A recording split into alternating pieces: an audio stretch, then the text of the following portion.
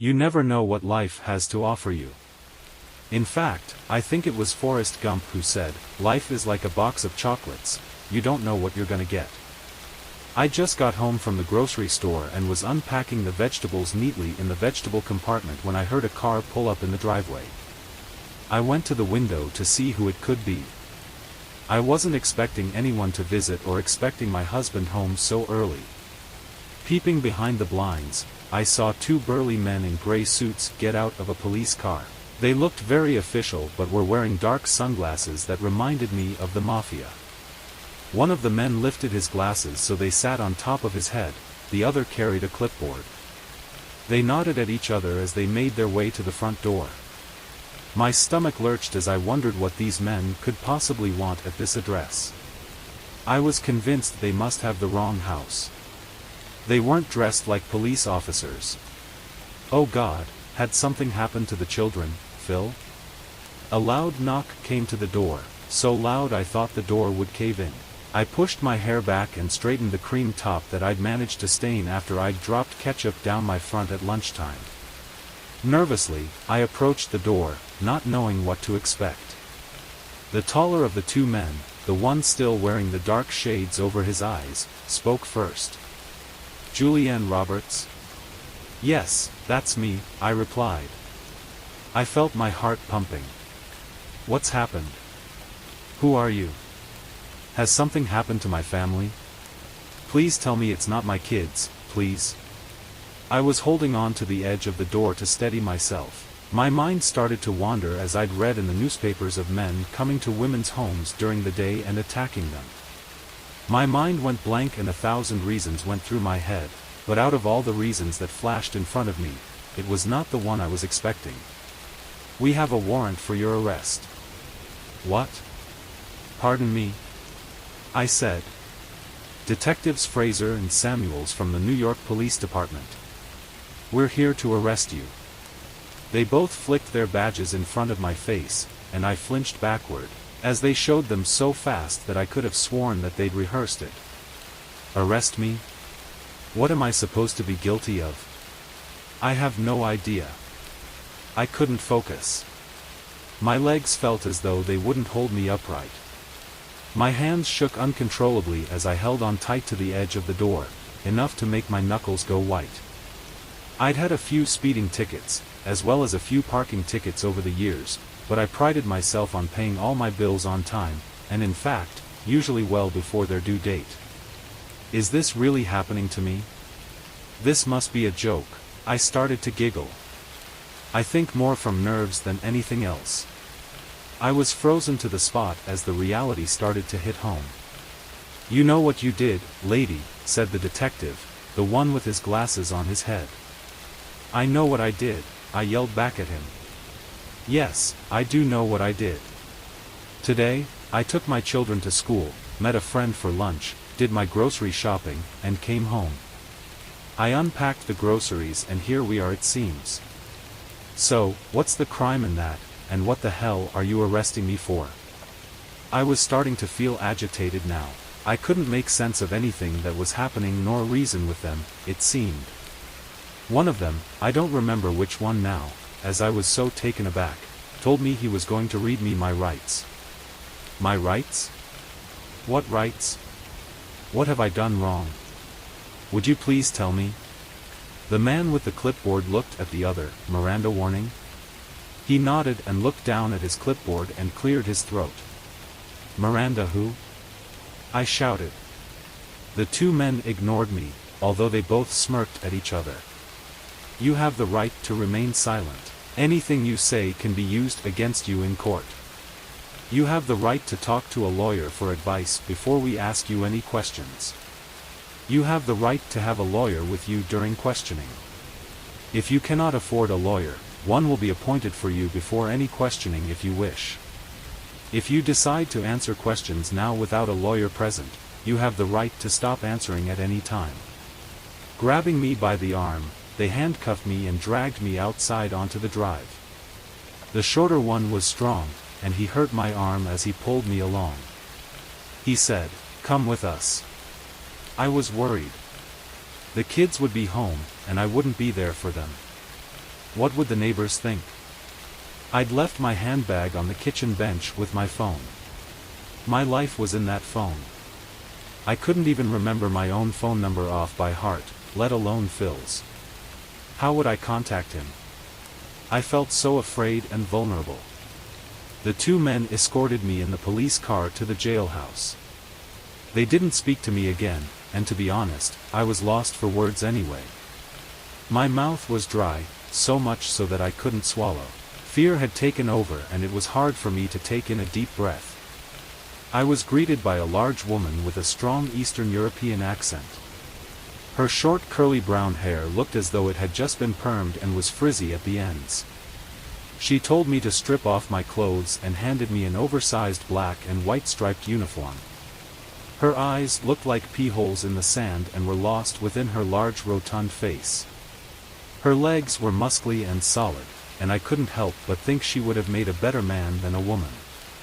In fact, her stance reminded me of a bulldog. My fear seemed to please her. I had never felt so humiliated in all my life, and I was still no wiser of who, or what I had supposedly done.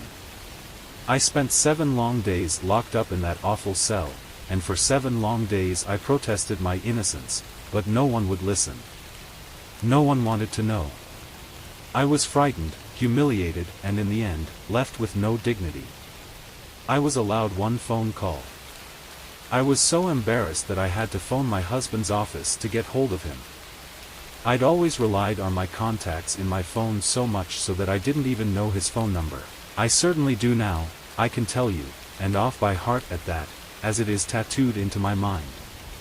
Phil had been out of his mind with worry about me, especially as the kids had come home to find the door wide open, their mother gone, and her belongings still there. Mrs. Jones, from next door, had told them I'd been taken away suddenly in a police car. You can imagine their angst. Phil had my back and tried to tell them I was a good person, but it didn't matter what anyone thought, they'd already convinced themselves that I was guilty. They wanted $5,000 in bail money and Phil managed to borrow enough money to bail me out. He promised me we would get to the bottom of this, but if the law didn't believe me, then how could my law-abiding husband convince them otherwise? It took them a month to finally admit that they'd arrested the wrong woman. Hallelujah, I cried, but the ordeal still really wasn't over. They still wouldn't tell me what I'd been accused of or arrested for. I didn't seem to have any rights whatsoever. I wasn't going to let them get away with it, I decided, so I went public. I filed a lawsuit that violated my constitutional rights and I asked them what had happened to the Fourth Amendment, which is supposed to protect citizens from wrongful arrests without any probable cause. Later, I finally found out that I had been mixed up with a woman who had a similar name as my own. Apparently, Juliana Roberts was the woman they were looking for, not innocent old me, Julianne Roberts with an E at the end. Just one change of letter, a stupid mistake, but one that has impacted on my life forever. I also found out that it was a robbery I was accused of committing to a dear elderly lady who couldn't fight back. All her jewelry and her life savings were stolen, and she had been assaulted, sustaining broken ribs and a broken nose. I'm a nurse, for goodness sake, and this mistake nearly lost me my job. It took 4 years for them to expunge the crime from the records and for me to even be able to hold my head up. I was upset to find out that the $5,000 bail Phil had to borrow from a loan shark to get me out, will not be paid back. So, we still have to carry the load even though proven innocent. I must admit that now, whenever I see a police car, I feel so uneasy. The fear still stays with me and I still have nightmares. I also make sure that if anyone writes my name, I check it twice and say, you know Julianne has an E on the end, don't you?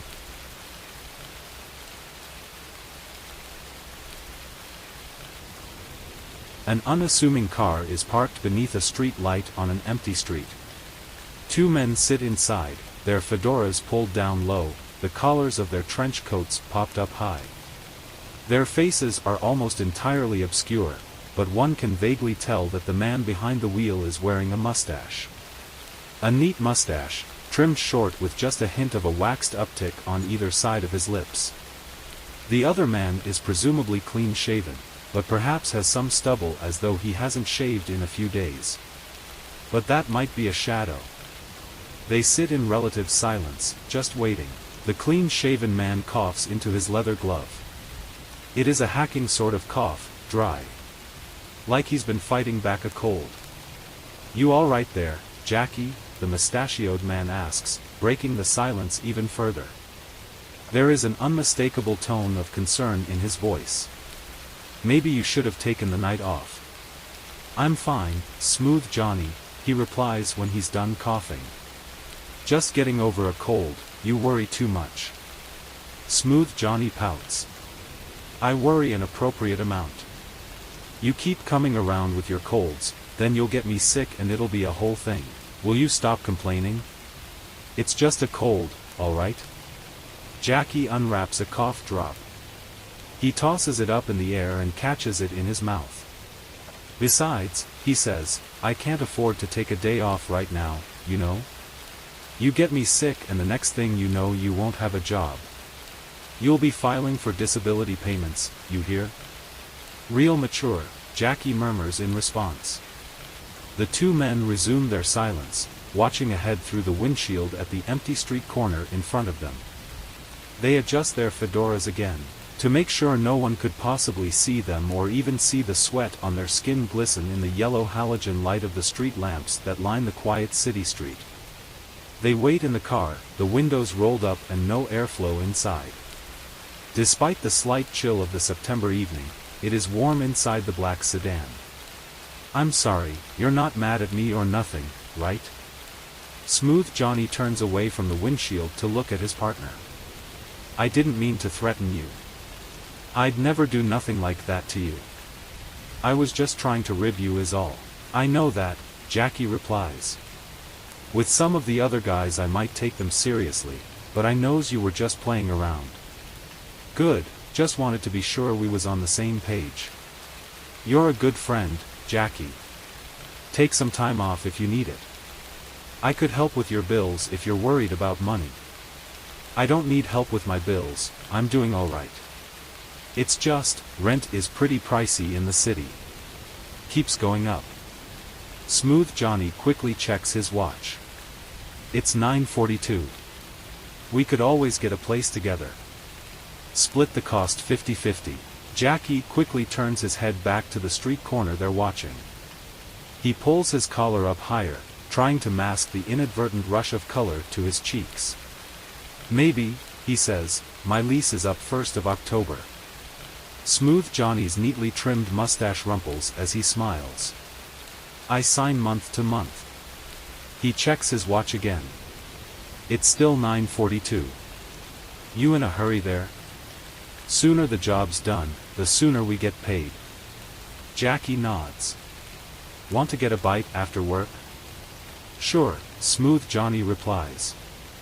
"How about Sal's?" Smooth Johnny shakes his head almost frantically. "No, not Sal's. We went the other day. Let's do Bistro al Bistro tonight." "Fancy, you're buying." Smooth Johnny shrugs. "Sure," he says. "It's gonna be a good paycheck this week anyway." He turns away to hide his sheepish grin. Time isn't moving fast enough and the silence in the car is already deafening. "Hey, you know something?" "Yeah? This is the same corner we were staking out on our first job together." "What was that?" 7 years ago." Jackie smiles. "Has it been 7 years? You're not sick of me yet, are you?" "Not even a little," Smooth Johnny replies, smooth as ever. A figure crosses the street and stops underneath the lamp post on the street corner. They pull something out of their coat pocket that glints in the soft yellow light. They move the object around purposefully, rhythmically casting a reflection catacorner into the darkness of the city park. "There's our guy," Jackie says. Smooth Johnny nods his head and puts his index finger to his lips like a librarian shushing a loud child. Carefully, they open their doors and step into the street. They leave their doors partially open, so as not to make a sound. Creeping up through the long shadows cast by the tall buildings overhead, Smooth Johnny pulls a sleek handgun from the holster hidden under his coat. Bang! Bang! Bang! Shouts ring out, echoing along the street. Somewhere in the distance a woman yells out her window, "Didn't I say to knock off that racket?" Smooth Johnny and Jackie break into a run to reach the body on the sidewalk, bathed in a pool of lamplight and also blood. "Keep watch while I search him," Smooth Johnny orders briskly. He kneels down next to the body, stealthily pulling a small box out of his own pocket. He rumples around in the pockets of the man on the ground. "Hey, look at this," he says. "Yeah? What did you find?" Like a magician at a kid's birthday party, Smooth Johnny makes it look like he's pulling the box off the stiff. Still on one knee, he turns to Jackie and opens the box, revealing a beautiful diamond ring. Jackie's face turns beet red as he almost stumbles over the corpse in surprise. Oh my, he says under his breath. "Jackie," says Smooth Johnny, "I got's a proposition for you." He's smiling so much that his neat mustache almost looks like a dolly. "It's an offer you can't refuse," he says, stammering out the words as though he hadn't practiced in the mirror every morning for a month. "Will you marry me?" "Oh, Smooth Johnny. Of course I'll marry you," Jackie exclaims. He pulls Smooth Johnny up onto his feet and they embrace, kissing passionately under the soft yellow light of the street lamp, standing over the body of a man they just killed.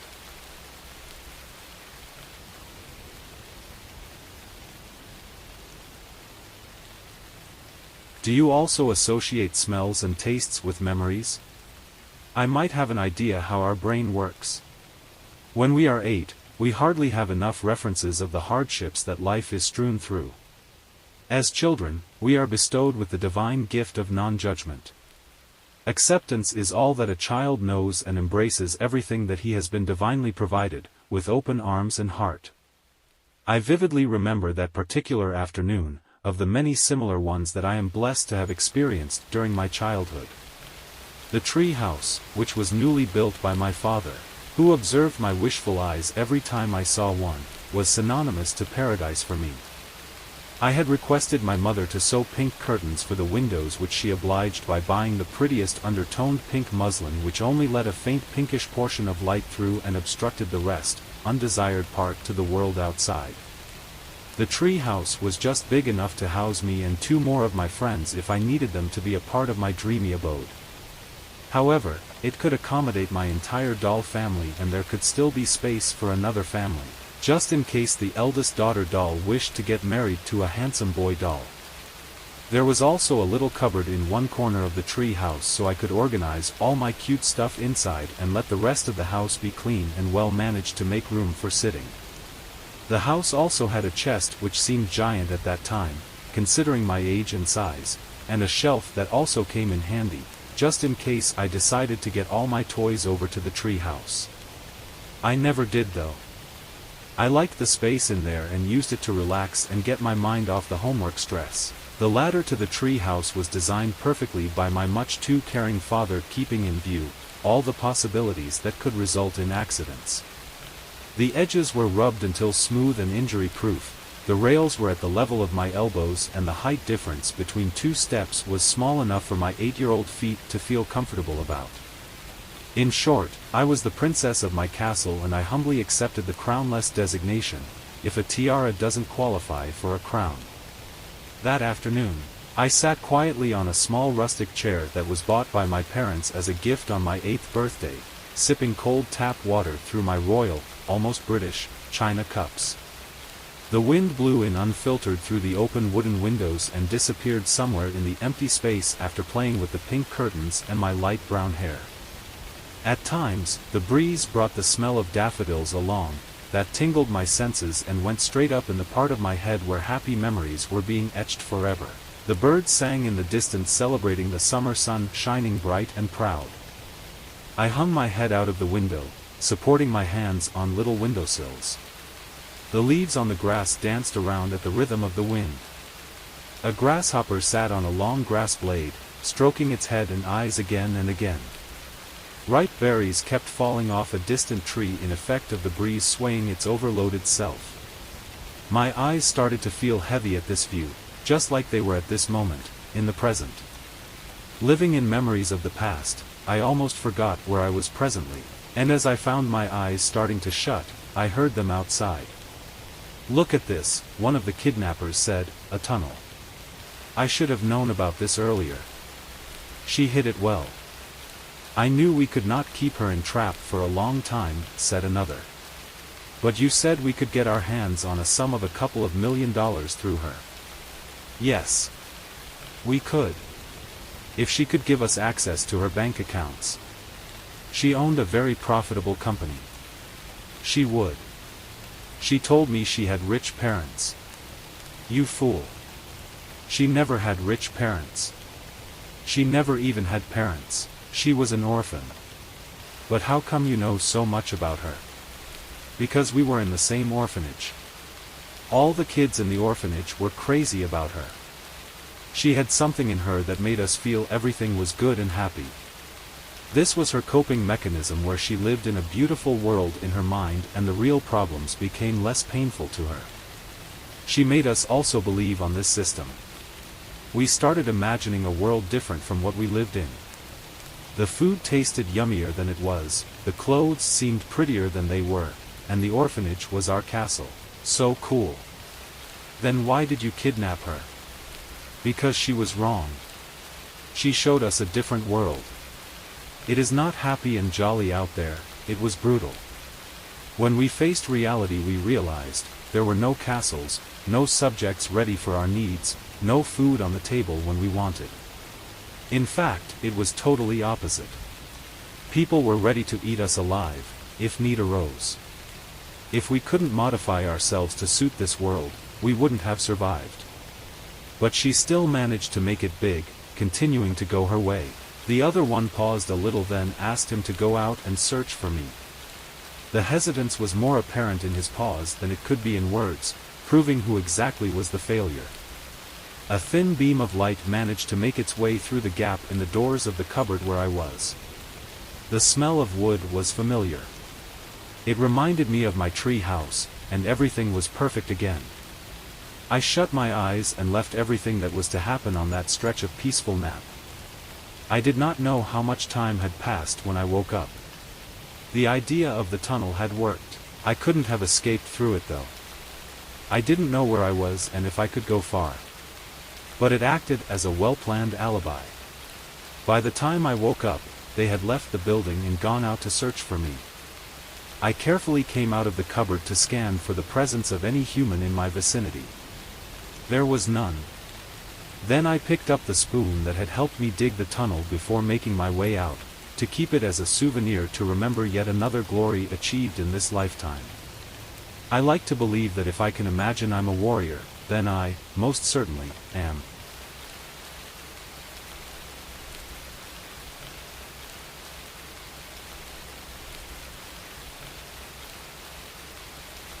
It was a usual morning at the Sebastians. John was irritably looking for his glasses while he grumbled and squinted to read a new text message, and Martha was arranging the table for breakfast while ranting about how the neighbor's dog again littered her walkway this morning. Why are the words so small and why does he have to message? Can't he pick up the phone and talk, "You're busy, son"? And why do you misplace my things always? You didn't talk to Nori when I told you to. Now see, every morning I have to witness this unsightly rubbish.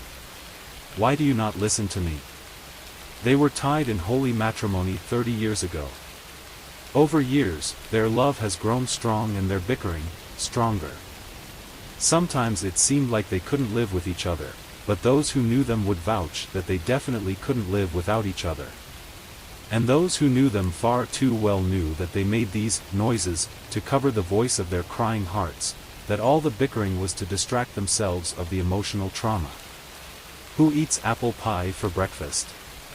Sania does. Martha's intent look into John's eyes wilted him.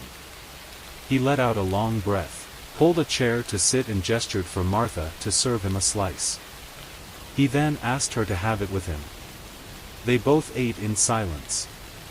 As Martha wiped the corner of her eye, John found it difficult to swallow with his throat hurting. Their glistening eyes shared the same yearning. As he got up to leave for work, John said, "You should teach me this recipe. It will make our bakery a hit in entire Punaji. You know what Nori says, that I may be baking the best bread and cakes, but your apple pie is a clear winner. And you are not getting late now?" Martha smilingly asked as she lovingly held his old but strong shoulders and walked him out of the door. Our loved ones always know how to bring a smile to our face, and yet it is often our loved ones who leave an everlasting dent in our hearts. John has been trying to do that, bring back that gorgeous smile that stole his heart 30 years ago, which faded 5 years back. Martha was grateful for having John, and more so because she knew how terribly difficult it has been for him too. She sat on the table to finish her coffee, but the apple pie transported her to when it all started, 5 years ago. The Sebastians were a happy family complete with an academically genius Kenny who just landed a well-paying job in Chennai and a vivacious Sania who was leaving for Mumbai to complete her masters. While Kenny was John and Martha's pride, Sania was the apple of their eyes. Their beautiful early 19th century home along the banks of River Mandovi always bubbled with joy. Trouble burst their glee a few months after Sania's college started. During the initial settling phase, Sania shared every little detail about how small the hostel room was, how many classes she had to attend and the timings, how bad the mess food was and that too strictly vegetarian, how beautiful the city was and how she'd made such lovely friends. Gradually, the calls reduced and their duration too lessened. Sometimes she even sounded irritated, other times she seemed distanced, and when asked, she hung up saying she had an assignment deadline. John and Martha were worried but pacified each other, citing the hectic city life and academic pressure. After all, they knew their daughter well to be worried about anything. It wasn't that she didn't want to talk with them, she just got too busy with studies. Right? The phone rang and brought Martha back from her reverie. It was her cousin Mary who called her every day to share family gossip. But today, Martha wasn't keen to know about how Mary's brother's daughter-in-law again burnt the chicken or about her brother-in-law's affair with his secretary. But that is family, right?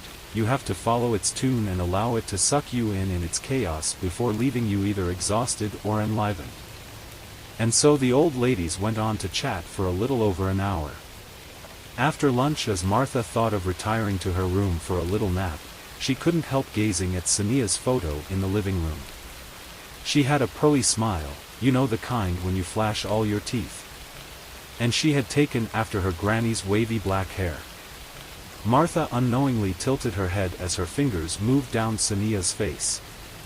"Mama terribly misses you, my baby," she said while fighting back her tears. "But they are quite disobedient, you see, the tears." She went on to say a little prayer in hope that the wait gets over soon and then walked to her room. That evening, John returned home rather early. He seemed in a jolly mood and surprised Martha with a bunch of her favorite pink button roses. As Martha arranged the cute little flowers on the table, there was a knock on the door. John in his own jolly mood waltzed towards the door to find a hassled-looking Nori pouncing on him. "Why don't you pick up the damned phone ever? Switch on the TV now. All pleas have been rejected. The High Court has ordered the rape-accused Charlie to be hanged till death." This news comes in as a new dawn of hope after 5 years of the brutal rape and murder of a Mumbai student who hails from Goa. The victim who succumbed to injuries soon after was a bright student. Her brother Kenny has been fighting for justice ever since. John and Martha were stunned to know that Kenny had been pursuing this all the while. They were in too much trauma to actively follow up on the case. But their Kenny, their pride, brought the gleam back in their eyes. With a lump in his throat, John called Kenny. He couldn't say anything other than just uttering his name. Kenny looked up at the evening Mumbai skies. A small star was twinkling bright. He smiled at it. He then cleared his throat to say, "I am taking the next flight out, Dad. We'll see you and Mom for dinner." Martha and John embraced and cried hard. And in that teary blur flashed the past 5 years of nightmarish havoc, the constant calls to Sania, traveling to Mumbai to meet her, realizing she has been missing from the college since 3 weeks, frantic visits to the police station, filing a complaint against hostile authorities for not informing them, wondering where their daughter is, rubbishing news of her eloping with a boyfriend, breaking down upon listening to false allegations, the innumerable visits to the police station, convincing the police of their daughter's diligence, life seeming to have come to a standstill, the case eventually taking a back seat, them returning to Panaji awaiting a ray of hope, months turning into a year and then 2 and now 5, trying to learn to live with this anguish. But along with it, there was also the undying faith in their hearts and a lingering weight in their eyes. And today, that faith conquered again and the lingering weight was over.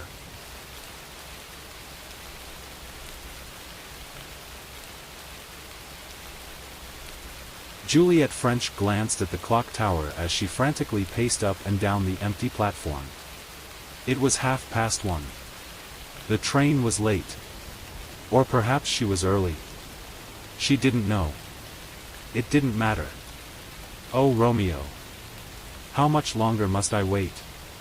She nervously looked around the deserted station. Not a single soul in sight. Was that good or bad? She did not know.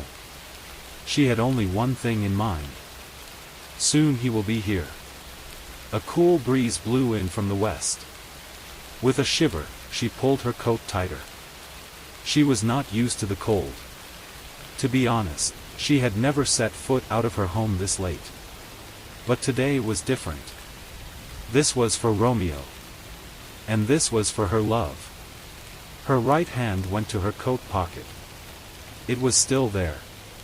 She couldn't wait to give it to him. Her hands trembled with excitement.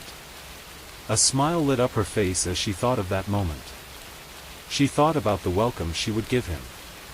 He would never expect her to be waiting here like this. No. Not after all these years. Her left hand clenched the heart-shaped pendant around her neck.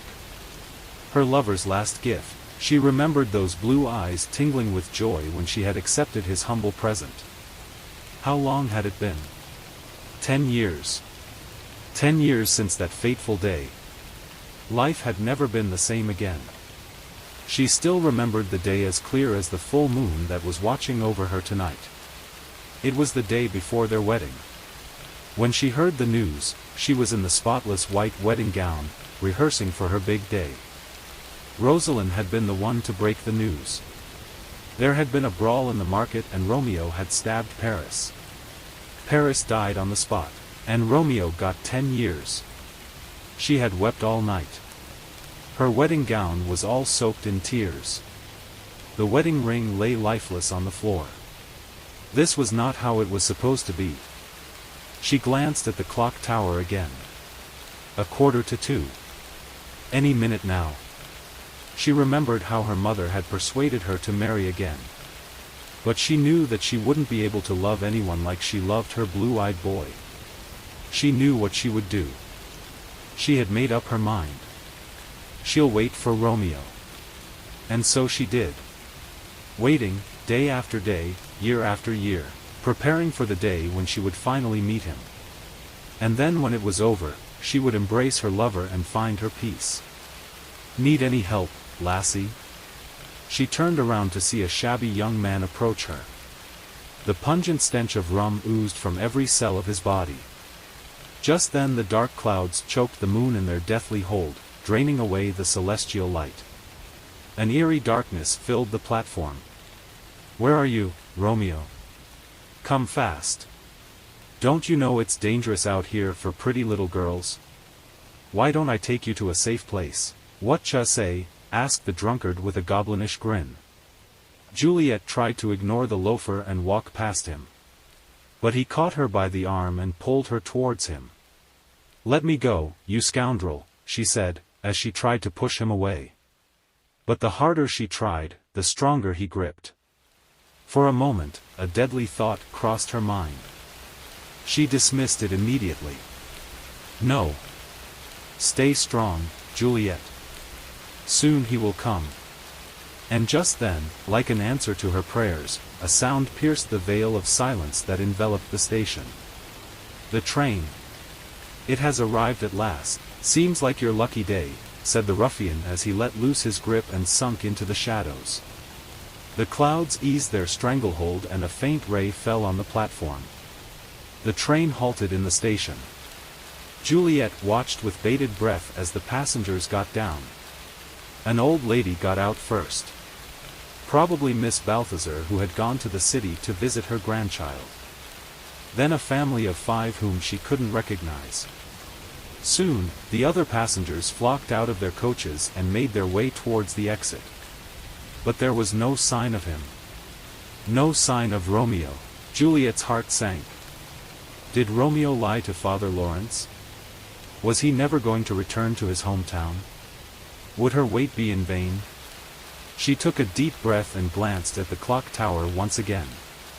It was 2 o'clock. The train would leave any moment now. The platform was fast turning empty. Behind her, she heard the sneer of the ruffian. Should she leave while she still had the chance? Or should she stay holding on to that last ray of hope? Her heart was racing. Dark thoughts began to penetrate her mind. How had she not foreseen this? She tried to control her emotions, but tears began to well up in her eyes. The clouds began to smother the moon again, leaving the platform in complete darkness. Juliet closed her eyes and said a silent prayer as she heard the train chug away from the station. She heard a chuckle from behind. The ruffian was amused.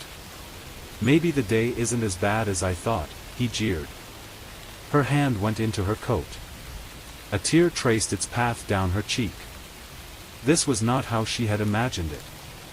Her fingers brushed against the gift that she had saved for Romeo. All these years, she had polished it, day in and day out, waiting for this day to come. So that she could give it to him as soon as he arrived. And now when that day had finally arrived, she felt so helpless. Come, Missy. It's time to leave." She opened her eyes. The train was gone. And there was no sign of Romeo. She felt the ruffian's hand on her shoulder. "Come quietly," he whispered. "We don't want to create a scene, do we?" And it was then that she saw him. Behind the pillar, lighting a cigar. Her heart skipped a beat. She couldn't believe her eyes. It was him. Surely it was him. He was finally here. "Romeo," she called out. The gentleman turned in disbelief. Clearly he wasn't expecting anyone. The ruffian's hand left her shoulder. The mistress of the sky admonished the little clouds and they withered away like dry leaves. The moon's smile lit up the platform, driving away the forces of darkness. Yes. It was Romeo. He seemed to have put on some weight and had even grown a beard. But it was him. And that was all that mattered. She walked briskly towards the one she had been waiting for all these years, her hand firmly gripping the gift that she had in store for him. "Romeo, don't you remember me?" she asked, her voice trembling with excitement. His chestnut eyes met her pitch-black ones. He gazed at her for a moment, trying to swim past the waves of the last 10 years. And then his eyes widened with realization. Juliet, is that you?" he asked in bewilderment. Bang! The gunshot shook the station like a thunderclap. Romeo collapsed to the ground like a man struck by lightning. His eyes looked at her in terror, as she stood there like an angel of death with the moon forming a perfect halo around her head. "Romeo must die," she whispered. "No. Please, don't," he whimpered. Juliet knew no mercy. Not tonight. She had waited long for this day. This mad dog deserved to die. He had ruined her life. She imagined the pain that poor Paris would have felt when the knife pierced his heart. She pointed the pistol at Romeo's head. She had been planning this moment for the last 10 years. It was the only thing that had kept her going. The law may give this scumbag another chance. But not her. Bang! The bullet pierced his skull, splattering the brains onto the concrete slab. His sightless eyes stared from their sockets into the night sky where the moon smiled her approval. Was it worth the wait? Definitely. Juliet wiped the blood from her face and watched the motionless body that lay before her. She allowed herself a moment to luxuriate in the culmination of a decade's worth of planning. The ruffian stood rooted to his spot, unable to process what he had witnessed. He gulped as Juliet turned towards him with a ghastly grin. "Why don't you take me to that safe place you were talking about?" The man scampered without taking a backward glance, thanking his mother's prayers for having saved him from the devil's clutches. Never again would he set his eyes on a woman. She could hear the sirens closing in. The law was coming. The law. She scoffed at the thought. Late as always. Her left hand went towards the heart-shaped pendant, opening it to see her beloved Paris one last time. Her right hand held the red-hot pistol against her temple. "My love, the wait is finally over," she said, staring into those deep blue eyes. Bang!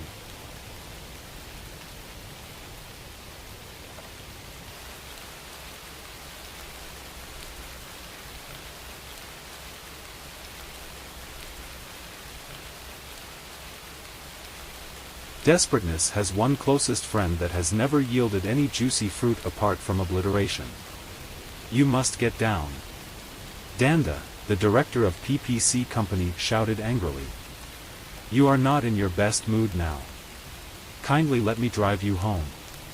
"I know a man called X-Man, he will certainly help us track this criminal down," Joe suggested. The following morning X-Man was invited to the office. "You are welcome to my office," says the director. "As I was checking your success record, I confirmed that you have been among the top intelligent officers in this country. For that reason, you are the only competent person to do this job perfectly for us." "Thanks for the compliment, sir. Can you please set the trap and see if the rat will not fall this minute? You see, your intelligence will surely draw the prey to us. Without wasting much of your time, a young man has been proving smart upon us for a decade and you need to trap him down. This is just $10,000. You will be rewarded handsomely afterwards," Danda applauded. "That's a great deal, though how will I get to know who this suspect is?" X-Man inquired. "You will notice a tall, black guy and always on short whenever we are having our meal pretending to be waiting for someone. He is the only tall guy around the Casaranto beach where diplomats come for dinner. Okay, you will hear from me before this week is buried." Later in the evening, X-Man kicked into action. On his way to Casaranto, Evening Confectionery, X-Man drove 2 miles away from his place of residence. Landing at the beach comes to a tall guy, dressed smartly as described, but he ignored the first sight. In pretense, he called him for a drink, swiftly as he is. He came because it's time when the whole place was at its best. "I am X-Man and you are?" "I am Patty. It is my pleasure meeting you. You are such a generous man. For years, I have been here, no one has ever given me the residue from their plates to dine like them, rather it's packed for dogs." "You mean they are so insensitive to catch your sight?" "Never mind. I am here. Let's make a deal," says Patty. "You are a smart guy." "I love smart people like you," X-Man complimented. "Oh. You did? Yes, you are indeed a treasure to be close to." "All right. Now, can we go straight to the deal?" X-Man pleaded. "That's too fast. Before that, let's know each other and where we could share the benefits afterwards." Immediately, X-Man clicked the recording button of his recorder and a spy pen which was just in his pocket as Patty began to speak. "Please, I have been keeping this secret for years, but because you are so good to me I am going to tell you the deal around here so that we can corporate and enjoy together." "Great. Where do you stay?" X-Man asked. "I live at 23467 Crescent Avenue, room 14. "That's very far from here." "Really?" "Yes. It's about a mile from here." Actually, I do come with my car, but it's hidden a distance from here because the deal here needs to be smart and speedy. Just come, I will show you where to wait for me and I teach you how the deal goes. Afterwards we shall be coming as often as we can to ravage this fools. Awesome. Follow me to my car and then watch. When you see me running with that suitcase in hand, you head to the station so that we can take off. Have you understood? Yes, X-Man replied. Patty moved some distance and in 5 minutes the game was set. Patty, running like a cheetah, jumped into the car and they took off. It's at Patty's house. Wow! The journey was a success. Man must survive, Patty exclaimed. Interesting. How did you do it? You mean that? Yes, because the speed you came into the car showed that you are the smartest human being I have ever seen. I am glad we made it. Kindly, take me into the ingredients of this business, I am interested. I knew you will be interested in. It's been 10 years now since I have been doing this business. Oh my God. First, let us sign an agreement that will bind us. Even at the point of danger you will not reveal our secret to anyone else. I promise. Please, let's continue. All right. As I was saying, 10 years in this cool business, I do go for planning during the day to check the kind of VIPs who will be hosted that day. After, I go back and rest. I do steal from their suitcases as they are dead in wine. Those suitcases you saw were just a few as compared to other days, but I do this once a week to avoid noticing my move. That's a great adventure. Can we knock off the lock to see what the net has caught today? It must be a big fish as usual, Patty replied. I hope so. The suitcase was opened. That's about 20 minutes past 1 a.m. Indeed, it was filled to the top with riches. Wow, X-Man replied in exhilaration. That's a nice job, well done. There is no need to suffer, my good friend, we shall be in this business together. But I hope you don't save this money in the bank. Such ideas are for children who are learning how to play their games. But for Patty, I have my personal safe house. Come and have a look. It was a surprising turn of event for X-Man to see such huge amounts saved in the house without anyone's notice. I know you are worried, said Patty. There is nothing to worry about. I keep no friends and I do my things alone. Therefore, it's between me and you. Let's just enjoy life and celebrate our victory. That's good then.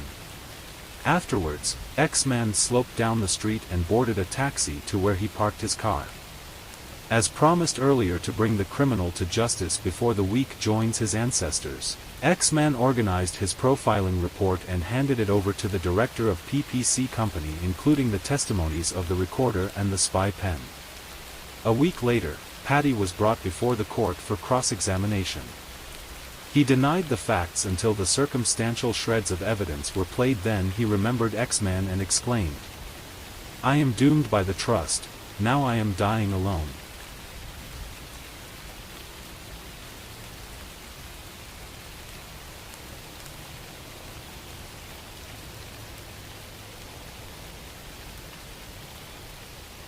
It's rather gloomy out today, you suppose? How fitting. A glooming peace this morning with it brings. Some shall be punished indeed. The cars pulled up some time ago, one by one into the parking lot, startling the gray morning quiet with the thudding of the doors, the performative scrape of high heels on asphalt. Strained voices, quiet words. Brief hugs, dry handshakes. Even if you didn't already know perfectly well, you'd still be able to clock who is actually meant to be here by what they hold in their hands. Some thoughtful individuals bear the telltale foil-covered platter that promises homemade goods. The sweet neighbor lady has surely brought brownies, judging by the shallow glass container that she grasps in one pale hand. Others dance on the line of, not sure if I was supposed to bring anything. So, anyway, here's this. And clutch grocery store plastic vegetable trays or sweaty little handfuls of carnations. Well-meaning, all of them. Just as well are those with nothing at all. You regard them with appreciation as they climb the steps and pass through the heavy doors. But then, there they are, all but shouting their betrayals with those carefully selected floral arrangements. Impressive and elegant, in heavy enameled vases. Each one exactly large enough to resemble a great heartfelt gesture, and each one also exactly $45. The lilies are the attention seekers, but a careful eye notes that even these bouquets are filled out with the cheapest options: baby's breath, freesia, white carnations. The parking lot butts up against the edge of a tree farm, and this is where you wait. Just behind the tree line, just out of sight. The mulchy ground is wet from last night's rain, not that it matters a bit. The parking lot still bears the uneven gray shadows of drying puddles. The painted arrow in the driveway needs a serious retouching. The church itself looks like something out of the first 15 minutes of a Stephen King adaptation, ugly, colorless, and only visible to those who already know it's there. A feeble breeze disturbs a lost invitation, which flops over into a puddle. Copy store cardstock and toner, really? Not even color ink, disintegrate on the spot. This pathetic, wilted scene, this is all you get? The organizers, those cockroaches with their mid-range flower arrangements picked up ready-made from a corner store florist, they sure didn't strain anything throwing this together. You thought that, if not for you, they'd at least make it nice for your mother. Loving son, and all that. Or, bless her, your fiancée. Does she not deserve it? Don't you? Perhaps the inside is a different story. Maybe that's where they spent the budget. Expensive flowers, peonies, lilies of the valley. Catered hors d'oeuvres.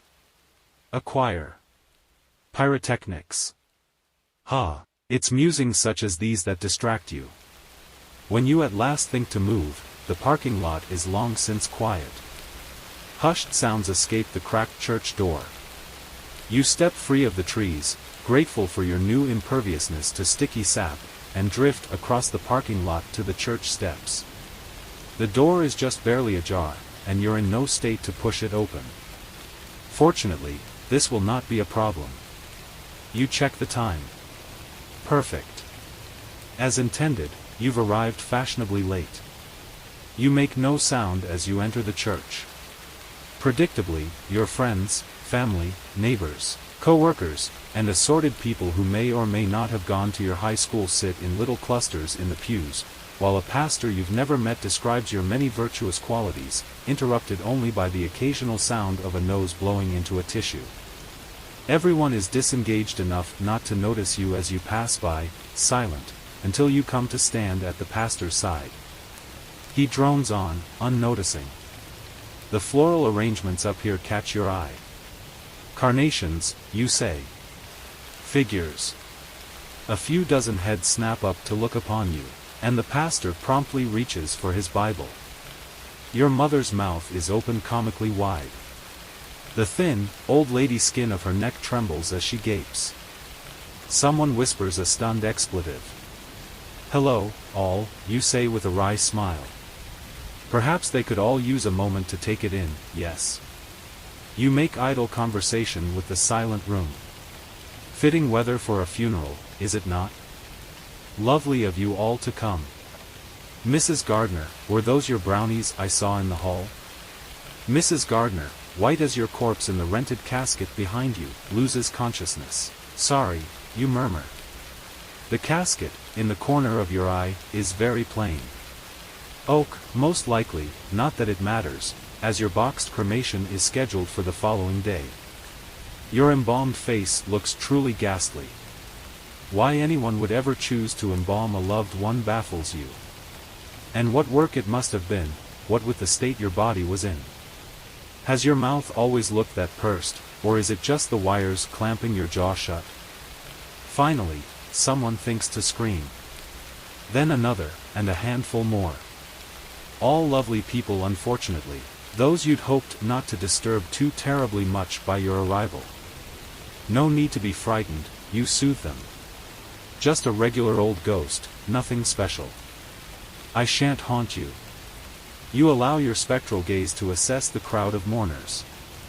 That is, so long as you've done nothing to deserve my wrath, ha. You chuckle, allow them to calm at your supposed humor from behind the grave. In the crowd, seated strategically near the middle, 4 faces go completely bloodless. You can all but hear their thoughts. This is it. We're fucked. It is, and they are, but you've only just begun. Why spoil the fun so soon?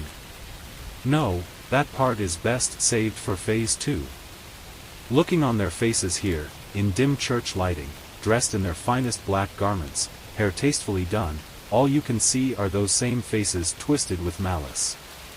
Those men and women from college, your friends for decades, peering down while your vision swam, your heart slowed. Can they still hear the crack of your skull? Did they burn the clothes they'd worn, sprayed with your blood? Your fiancée lets out a tremendous sob, clutching her mouth. You send her a placating smile. Hello, darling, you tell her. I hope you haven't suffered too terribly. She whimpers. You love her, you really do, but oh, this is such fun. Say, have they solved my murder yet? Silence. Well, that won't do. You turn on the pastor, muttering rapidly to himself. You must know, surely. Have they caught my killer? Wide-eyed, the pastor shakes his head. You clap your transparent hands together. Grand. I should like to lend my account to the proceedings. As you might imagine, it was frightfully unpleasant, being murdered, and I intend to see the guilty parties thoroughly punished. One of those very parties vomits discreetly into her handbag. Charming. With phase 1 complete, you extend a spectral hand to your weeping fiancée.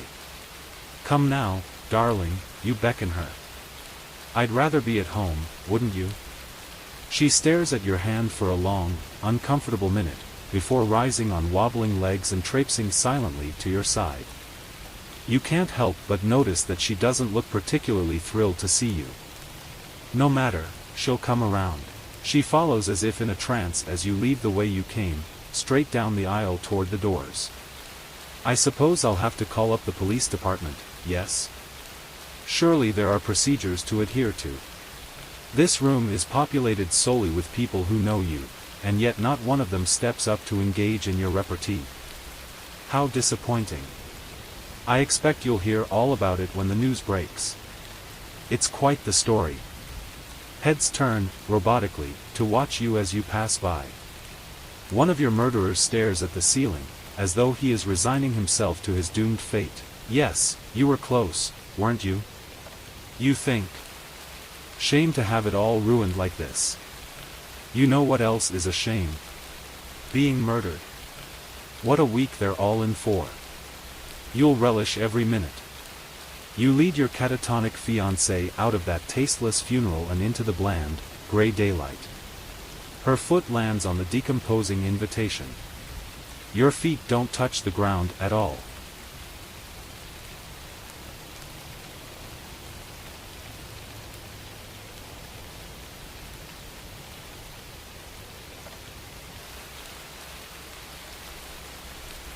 I remember taking a deep breath and tasting the salty air when I slowly walked down the wharf toward the sailboat at the end. Not a bad length. It had been quiet and empty there. The sound of my pumps echoed in the night air mixed with the rhythmic sound of the sea water that lapped constantly on the side of the dock. It had a sensual sound that I quite enjoyed, and I reveled in that moment. The naughtiness of what I was about to do. I had checked my pocketbook to make sure I was at the address my client had given me and put it back in my purse. I wondered what the night would bring. Every job that I am hired for is always a little different. Sometimes it is over so quickly, and with others I take my time. I like the long jobs. Either way, they all end the same way. As I walked closer to the massive domicile, a small bead of sweat had begun to form on my neck that tingled my skin as it gathered. Once on board, I had paused to steady myself on the smooth polished railing. The moon had shimmered over the water and lit up the bay with a buttery golden glow. I had heard the crickets and bullfrogs calling out into the night hoping for mates that may or may not have come. Raucous laughter had spilled out of an open window of the local waterfront pub but was of no concern being that far away. "Take a deep breath, love," I had said quietly to myself. I had felt my pulse quicken, quivering with the unknown, and steadied myself. The waves were still lapping, rocking the boat gently in what seemed to be a never-ending sensual embrace. Taking it all in, the smells, the feel of the breeze in my hair, the sounds. That was when I heard soft music playing down below the deck, so down I went, descending the spiral stairs into what, I could never tell. I could smell leather, sea air, and musky sweat. It took a moment for my eyes to adjust to the lower lighting. My heart quickened and the small bead of sweat started to slide lower and tickled my collarbone. I looked around and saw handsome dark brown and deep red furnishings. It was a large area with 3 doors leading to what must have been rooms beyond. There was a telescope set up in one corner by a large open window pointing skyward. The lens had dangled and swayed slowly as if it had been recently used. Charts were rolled up neatly on one side of the wall. Brass fixings and deep green plants were peppered throughout with sumptuous furniture made of course, leather. He saw me then, when I stepped down from the last step. He was standing by a door, half naked, and looked genuinely surprised. "Good," I remember thinking. "Hello," I purred and smiled wickedly. I had sauntered by, and pulled him along as I led him to an open door which turned out luckily to be a cabin. "Are we alone?" I asked. He nodded and fell back on the bed clumsily. I had felt the excitement emanating from him. Confusion mixed with awe etched across his face. He could not believe his luck.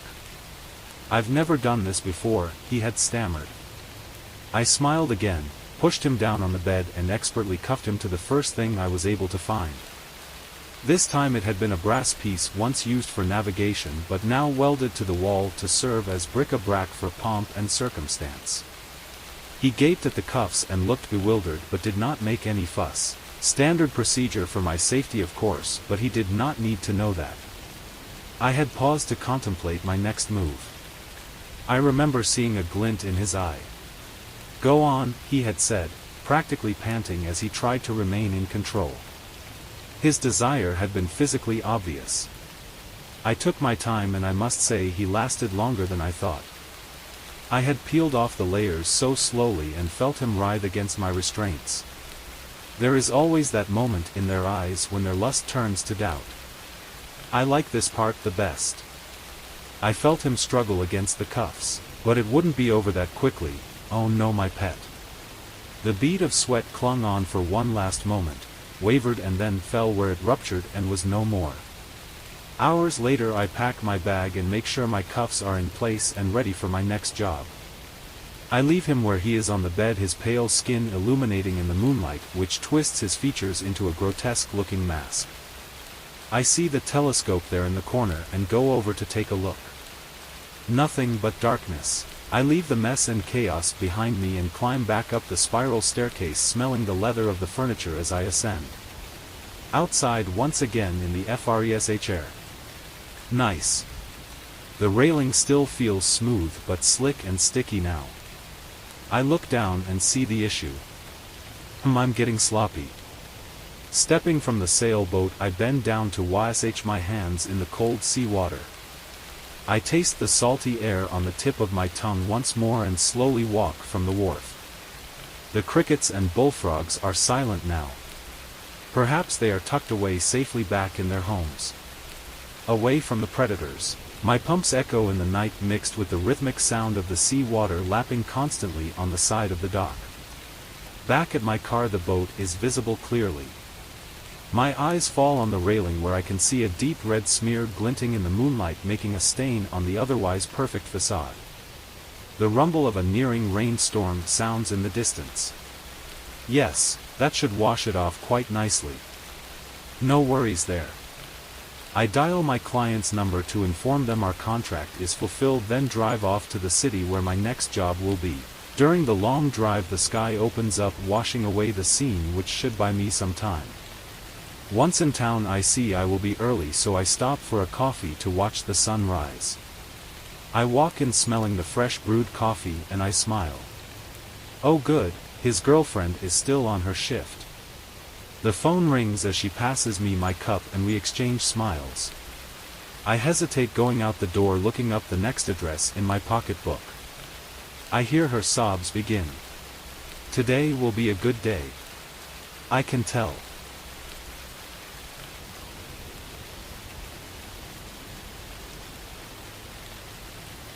Goody two shoes, geek, dork, I've heard them all. They never bothered me. I float through life on pure ambition for the future. I know exactly where I'm headed and how I want to get there, so it's easy to turn down the volume of the world. Now though, I don't hear those names anymore. No one even talks to me. They throw me looks of pity and sympathy, like they really know what I've been through. They could never understand, and I don't want them to. And as that one group of brats makes a circle around me in this dream, closing in for a group hug, I have a flashback.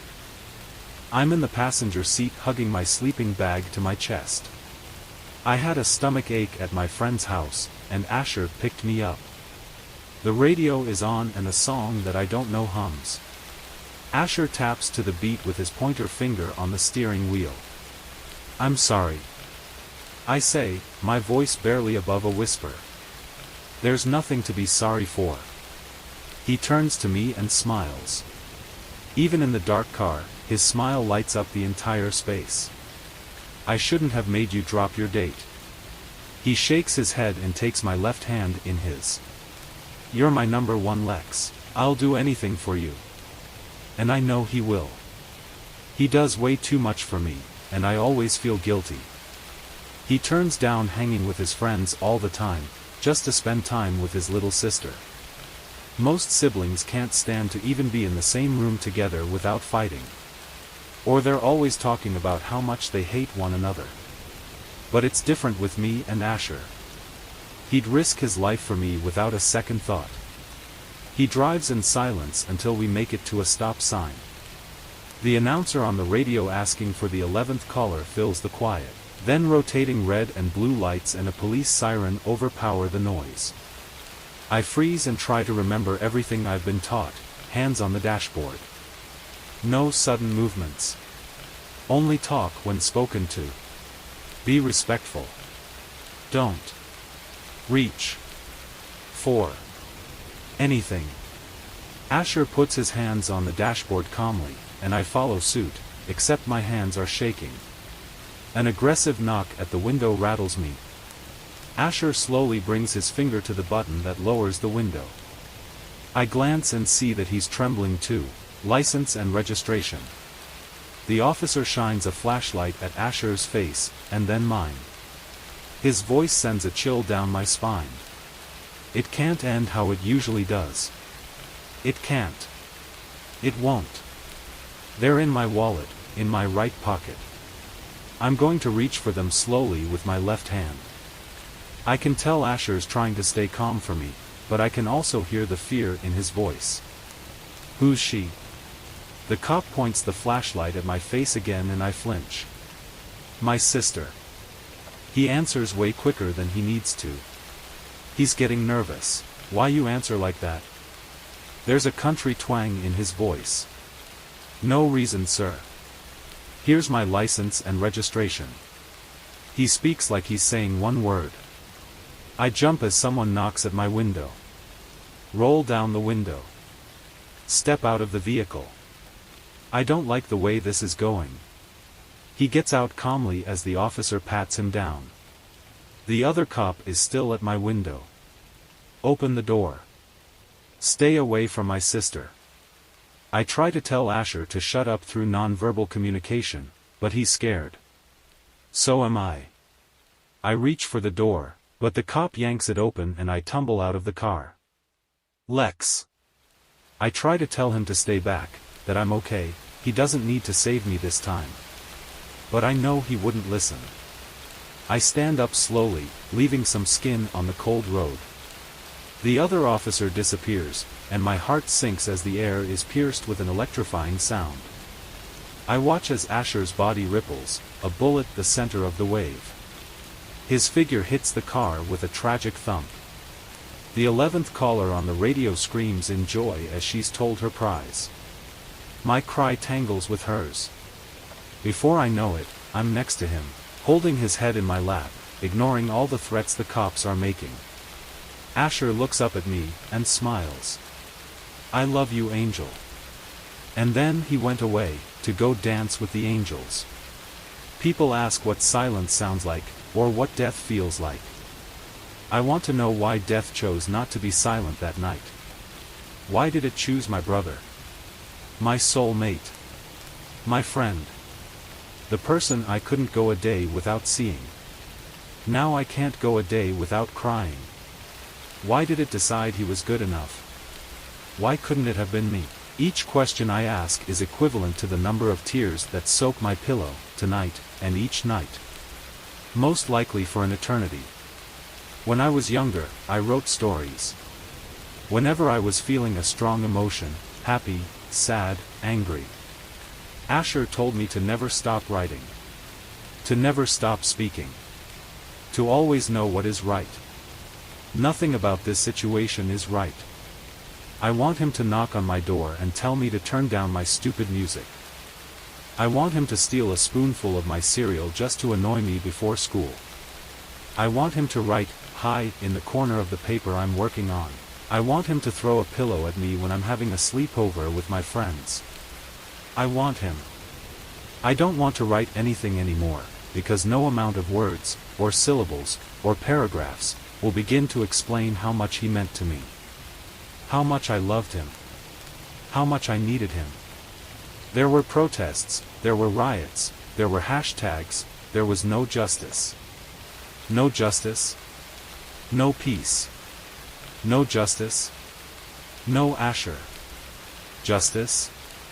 Peace. Justice. No Asher.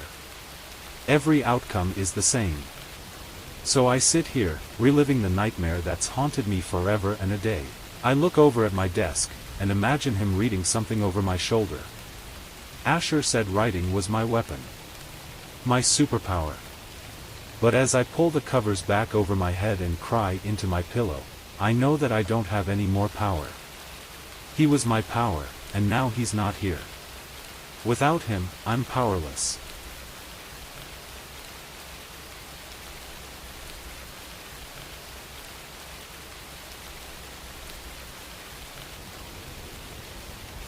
Can you keep a secret? Gabriel asked his son Dane. Dane paused for a moment and scratched his head as he considered what his father had just asked of him. Finally, Dane shook his head in agreement, looking at his father's intense expression. With a strong inhale, Gabriel proceeded to tell Dane what he needed to know. "Son, you need to know what goes on behind the scenes here at the plant shop," said Gabriel. Feeling uneasy, Dane looked around the rustic store and wondered what could possibly be happening at a simple plant business. Ignoring his son's dismay, Gabriel continued, "As you know, this plant store has been in the family for a long time, and that your grandfather once ran it. All those years ago he implemented a business that went on alongside the selling of plants.